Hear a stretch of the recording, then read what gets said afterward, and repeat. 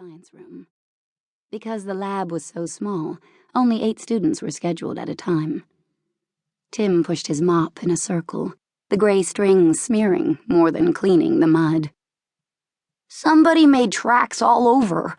I'm cleaning it up." "Sorry we're so sloppy." "But I like to mop. I like rain, too. It makes the grass grow." Tim stood taller and grinned. "Mr. Rankin said I can clean the lawnmowers this week." He puffed out his chest. "I like Mr. Rankin." Jeri tucked her lower lip in. Personally, she thought the loud, droopy-eyed groundskeeper at the boarding school wasn't much friendlier than a snake. But if Tim liked working for him, great. She stuck Tim's cap on her own dark hair. He swiped at it several times, but Jeri ducked out of reach. 2 girls passed them. One whispered, "You two make such a cute couple." The girls dissolved in laughter. "A match made in heaven," the other one said. Jeri's face grew warm. Normally, she wasn't bothered by what people thought about her, but those girls' teasing bugged her. She was suddenly embarrassed about befriending Tim. But why? Why care what they thought now? She handed back his cap, waved, and followed the girls to the science room. Something wispy caught her eye, and she glanced up. Gauzy gray strands floated out the transom window above the door. Was that smoke? Before she could decide, an explosion blasted her eardrums.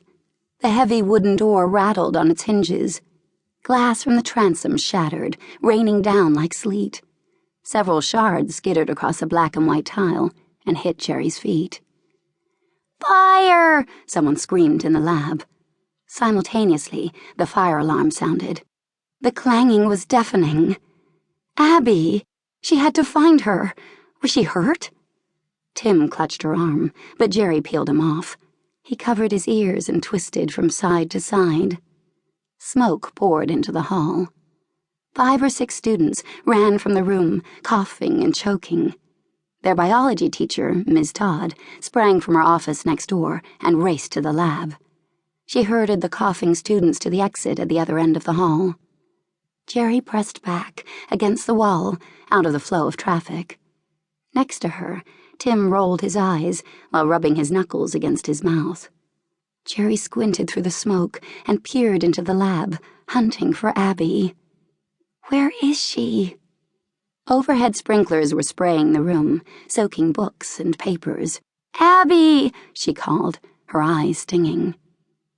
Within seconds, Lindsay Powers staggered out, tears streaming down her flushed face that was streaked with black. Her short brown hair was plastered to her head, making her brown eyes look enormous. "Don't worry," she said, gasping. "I'm the last one out."